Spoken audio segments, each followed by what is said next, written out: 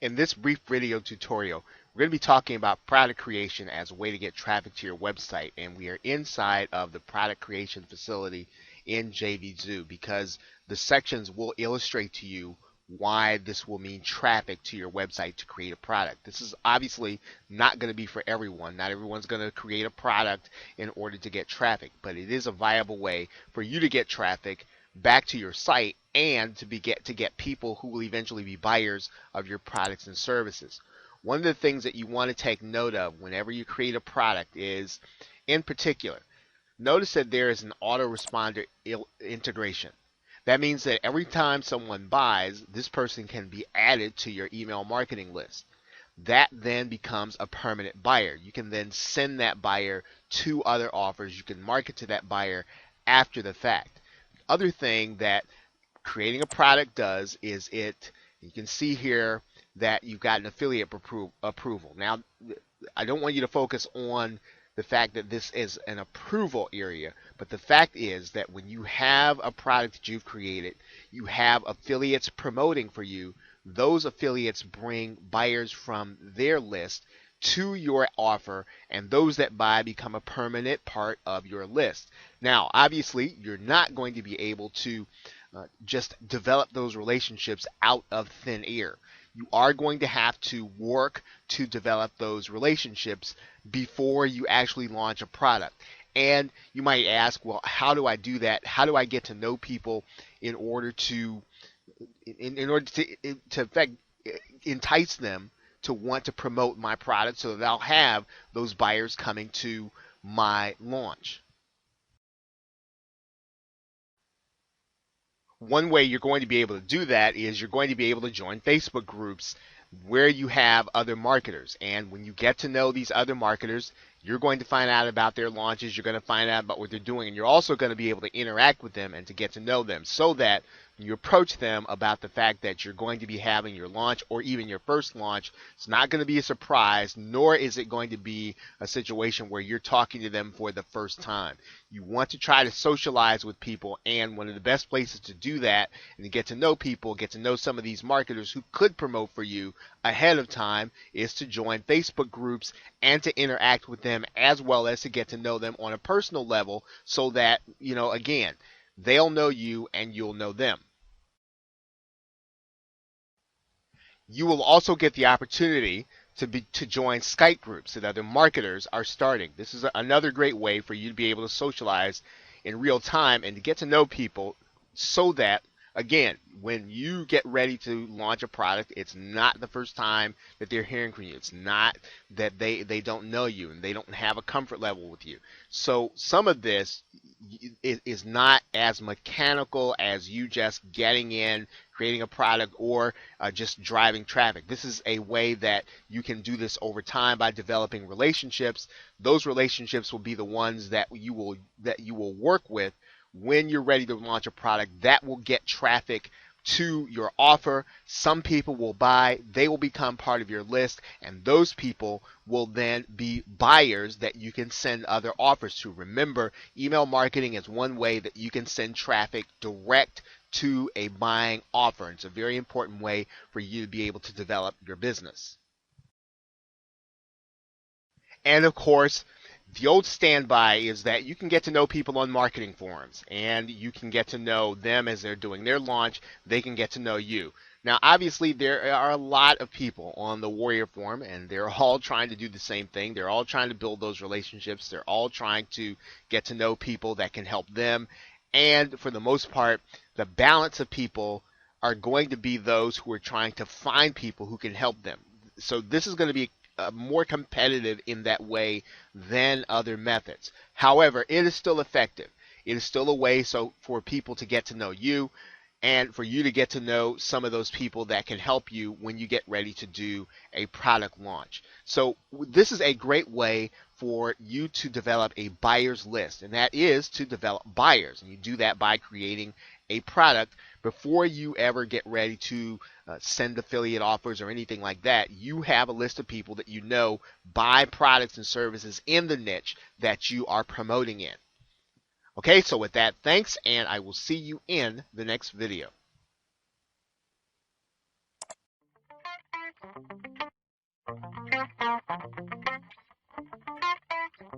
We have decided not to talk a lot about SEO, but as we start our conversation on video, one thing that you may or may not be aware of is that YouTube videos rank in organic search. That means that some of their videos appear on the first within the first 10 search results on a Google page. And you'll see that here when you type in low carb dieting, you'll see that there's a video about midway down on low carb, high protein diets. What this means is that if your video is deemed to be the most relevant and the most informative for Google's viewers, they will show it in organic search. So what does this mean for you in terms of driving traffic? What does this mean in terms of you doing your YouTube videos? Now, considering that you have already done your conversation research, your market research, your keyword research, one of the things that you're going to want to do is you are going to want to find out what kind of conversations are happening or what is being searched currently in Google. And one of the ways that you're going to do that is to use Google Suggest. Now, you are going to start typing in the first few words of your keyword, right? And you want to see what is coming up. Now, you want to see what happens when you start typing in some of these words. And, for instance, dieting or detox, low carb detox diet. Okay, as you start to do that, you want to find out if there are videos available. Now, just because there are no videos available on the first page doesn't necessarily mean that you can't get yours there. It might mean that you can. These are recent hot searches. And if you can put together something informative, there's a chance that you might be able to get your video onto the first page of organic search where people are actually doing a real search for information. But even if you cannot get your video on the first page, you do realize that this is an indication of a real search that's happening in real time. It's not necessarily going to show up in any of the keyword tools or research tools that Google gives you. Therefore, you may create a video with the title and with this term as your subject. And you want to make sure that your video is about that. You want to make sure that your video is titled that and that you have tags and keywords that are centered around this particular topic. You'll start with your research and then you'll start typing in your research keyword to get Google Suggest keywords that will give you more information and recent topics to create videos on. Now, you're going to do the very same thing inside of YouTube, and we are going to talk about them in detail when we get into the next video of YouTube SEO. But you do need to know that you can rank some videos for organic search, and you want to take a look at the Google Suggest keywords because those present themselves as opportunities. You may be able to get your video ranked for a term that's on the front page for a recently searched term when your video is relevant and it has all the other factors. And we're going to be talking about the YouTube SEO factors in the next video, the things you want to have in every video.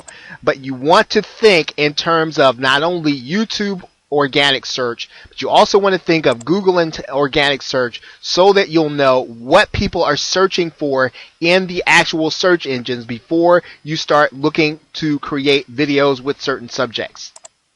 Okay, so this is one great way of being able to get traffic back to your site by creating relevant videos for organic search. So with that, thanks, and I will see you in the next video on YouTube SEO.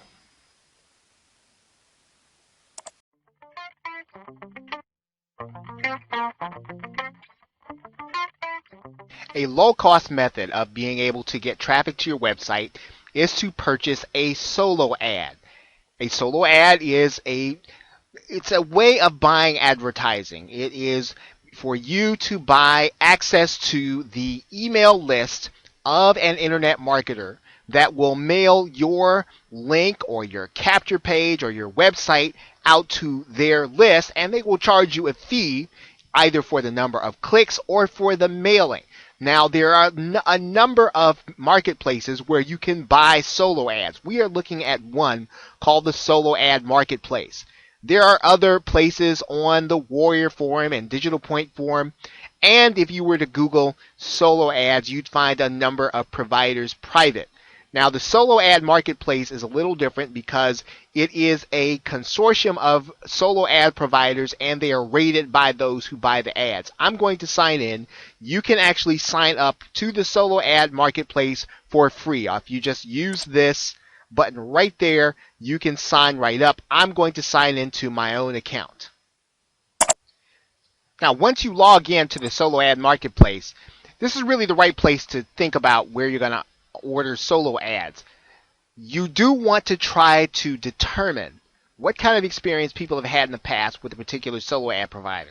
And that will give you confidence that you are actually making the right choice when you decide to go with a certain person, depending on what their ad says. Now, one of the ways you can do that in the solo ad marketplace, you can look inside of the Internet Marketing or Business Opportunity section, and then you want to click rating, and you want to sort by rating.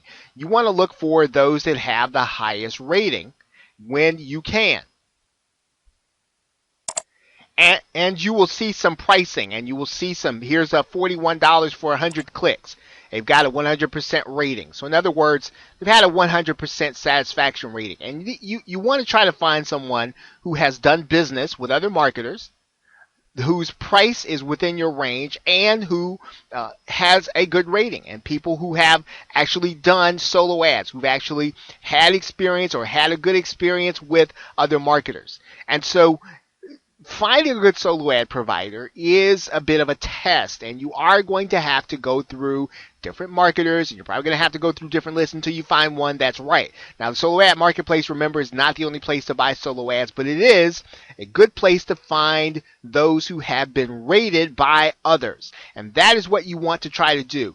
Now, when you actually go and order, what you are going to need to have in place is you are going to want to make sure that you have a solid opt-in offer, number one. You are going to want to make sure that you have your autoresponder in place, number two.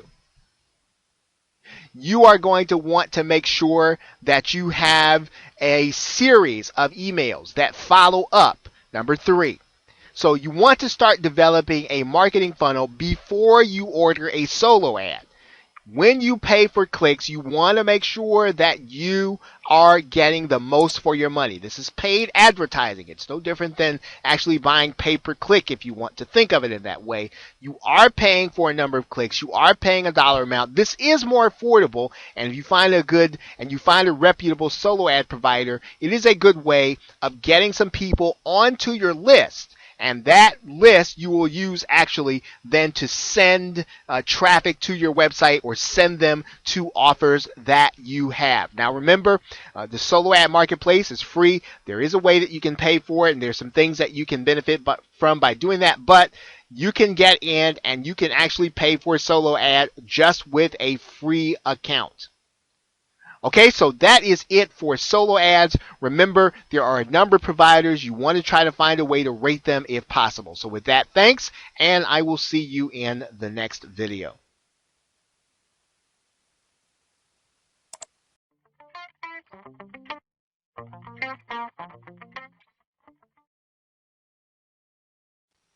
When you are in active participation in any forum, and we are looking at the Internet Marketing Forum, the Warrior Forum, you can get traffic back to your website by being helpful to people, by posting your comments to them and giving them insight on what you know.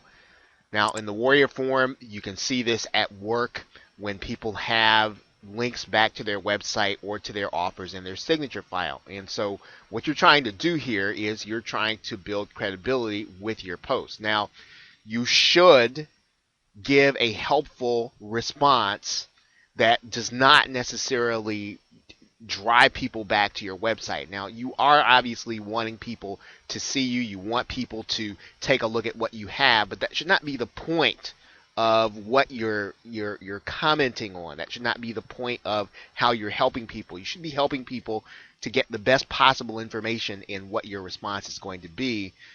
you will then get traffic back to your website. Now, obviously, there are going to be ways that you're going to do a little bit of both. You're going to be steering people to your website with your response, and there are going to be ways in which you are going to be showing people that you have authority. But this is a great way to get traffic back to your website, regardless of what niche you're in. Find online forums to participate in, give helpful responses, put the link to your website in your signature file, and then people will then click your links and then go back to your site. Now, I'm going to show you how this works inside of the Warrior form. I am in the screen called Edit Signature. You can reach that by, in this particular form, with this form software, you can do this by going to your user control panel, going to Edit Signature, and you're just going to write in your response. So, for instance, you can write in, see the best tutorials on prospecting. And then all you do, highlight that, or maybe center it, and then you're going to click the link, and then you're going to put whatever your URL is. And then that'll give you a way to put that into your signature file, and you will be then ready to then market. Every post that you post then will then be seen by people, and it will then literally be clicked on by some who are curious about what you do. They'll be curious about where you are developing your business. And again, this is not just internet marketing. It's not just the make money online niche. This is going to be any niche that you do this in. You want to participate in this way in forums, but the best way is not to try to steer people back to your website with your response. Once again, in closing, the best way is to give them the best possible information that will then position you as an authority that people will want to come see your website. So with that, thanks, and I will see you in the next video.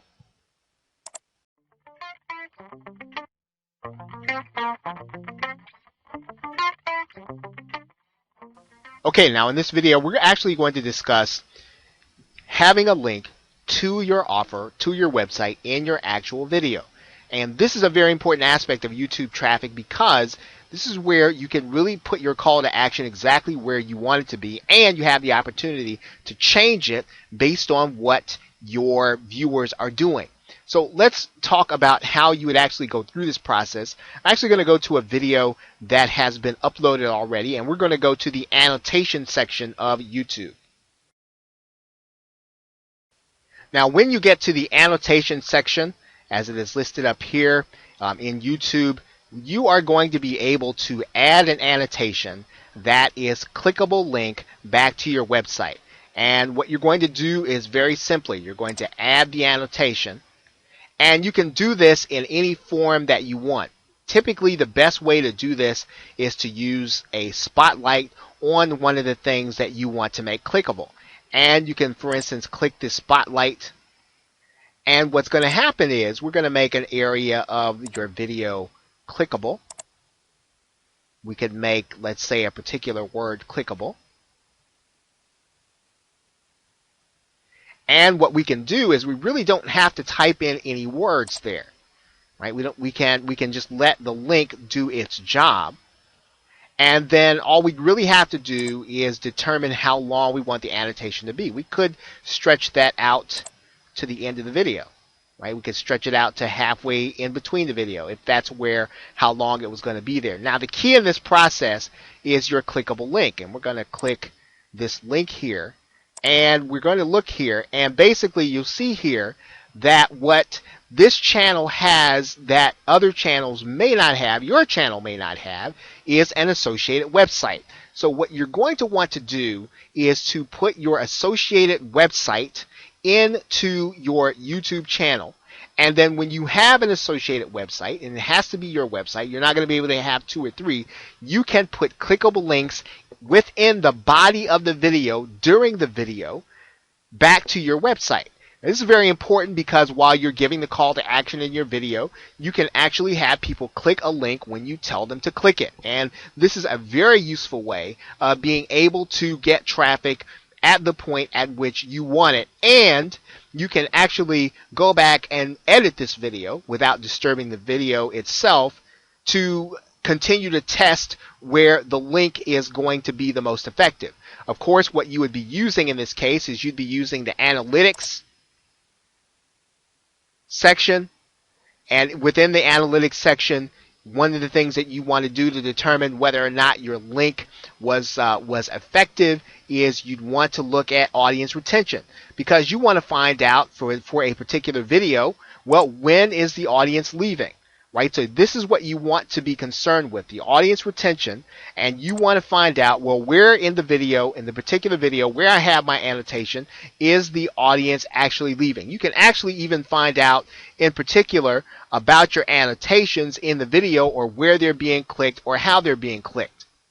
Okay, so now in this particular case, we don't necessarily have any annotations that we have saved, so that's not going to be relevant. But when you have annotations, you will be able to do this, and you will be able to find out how people are reacting to your actual annotations that are going to be clickable back to your website.